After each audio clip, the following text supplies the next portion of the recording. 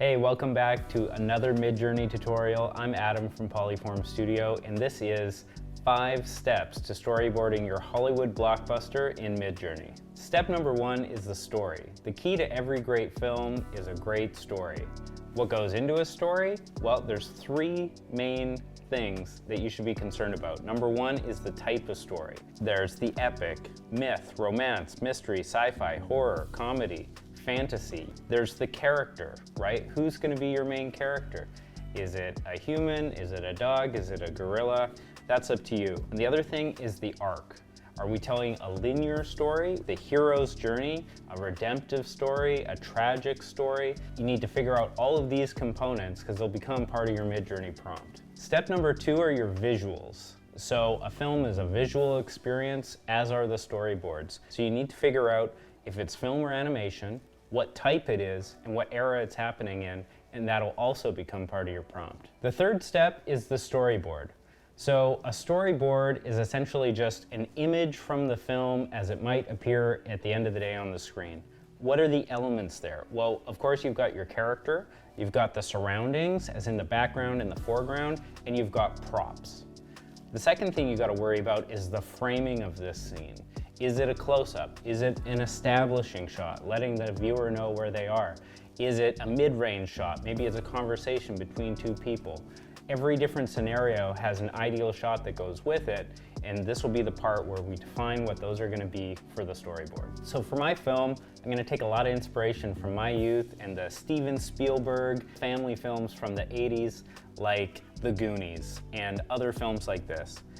And I've also got a real soft spot for Godzilla and monster movies, so I'm gonna try and mash that up in there as well. When I'm crafting a prompt that I wanna look like a movie, I always start, of course, \imagine, and then with production still. So production still is like a screenshot from a movie, right? Production still of the 1982 film. So already I'm going into what are my visuals. This is my era, right?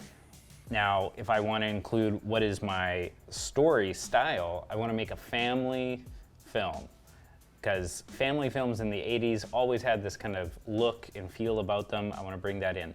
So I'm going to make a production still of the 1982 family film, and then if you want to dial in the style further, you can add the name maybe of a director whose style you want to emulate that makes 1980s family films. Steven Spielberg, great example. And in the quotation marks, I'll write what I want the subject of the render to be. A group of kids playing in the woods. All right, so now that's rendered out. You can see great return here. I got a 1980s looking group of kids. They're in the woods. Problem is, they all look a little worried, you know? And what I've found is when you see this kind of emotion going on, a good way to combat it is to change part of the family film prompt and put family comedy film or whatever emotion you're trying to capture. I want some smiling kids because they're playing, so I'm making it a comedy. So we got a return here. It looks pretty good. The kids are noticeably less worried and scared. Not quite what I'm going for. I'm gonna try a re-roll. All right, so now we're all rendered out. Even better looking, you know, we got smiling kids here. We got kids in the light, looking less worried. Something else you can do, take that exact same prompt, and if you go to the end and add --AR for aspect ratio, and then go 16:9, which is your usual kind of film aspect ratio, your returns look even more like a movie.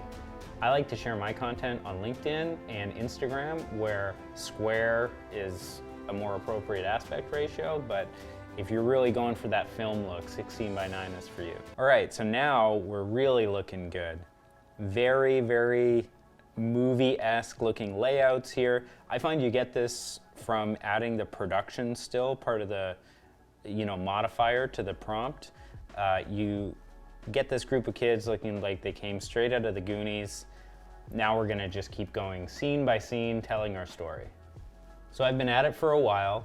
I wanted to give myself a cap of 50 images for this storyboard. That's enough to tell any story, really.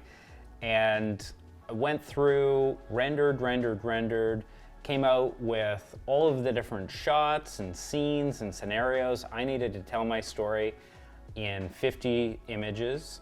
Took me about 2,700 renders, which is a lot, but as you can see, there was a lot of variety of the same images, trying to find the exact one that was right.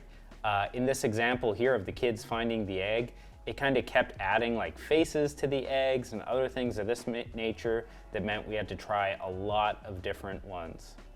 Even if you're an experienced Midjourney user like I am, you're not going to get the perfect image every time. It's all about reroll, reroll, reroll. All right, so you remember the kids from Midjourney. We've brought them into Photoshop here. I've added a little title, you know, kind of like make it like a poster for the movie. This is going to be the cover for the PDF. I've added a logo for the production company, makes it look kind of classy. I added kind of a little watermark up here too, the egg Midjourney movie. That's just, I feel like all these things tie it together and make it look more legit. And then of course the subtitles. In the template here we have those in classic yellow, Helvetica, and kind of a more modern white sans serif here. We've got this template in two different styles, the very cinematic 16:9, and then also the more social friendly 1:1. So now I'm going to walk you through the finished product, the egg, a Midjourney movie. You can see I switched up the cover image, went back to the 1:1 ratio. I'm using a lot of really kind of stereotypical shots from these kind of movies, you know, the surprised kids running through the forest having a good time. Oh, look at, there's a cave, you know, getting all intrigued. It's good to use shots that are really well known and kind of like tropes for the certain type of movie that you're making. And you'll find that as you make these images in a linear way and go through and in Photoshop in the template, add your subtitles, you're kind of writing the movie as you're putting together this PDF. You're gonna find that certain images aren't quite doing the job anymore. You are gonna have to go back and re-roll them, or you might put it together into your 50 pages, do a read through, and find that the action kind of stalls out or something's confusing at some point. You're gonna have to re-roll new images like that. It's really an experiment, you know, and it's an expression, it's an artistic thing, just like writing a real movie or script. So don't try and get it perfect the first time, just iterate, iterate, iterate. Okay, thanks for watching. Be sure to like and subscribe for more Midjourney tutorials and other tech content like this. And if you make your own Midjourney movie, drop us a link in the comments below. Would love to see it.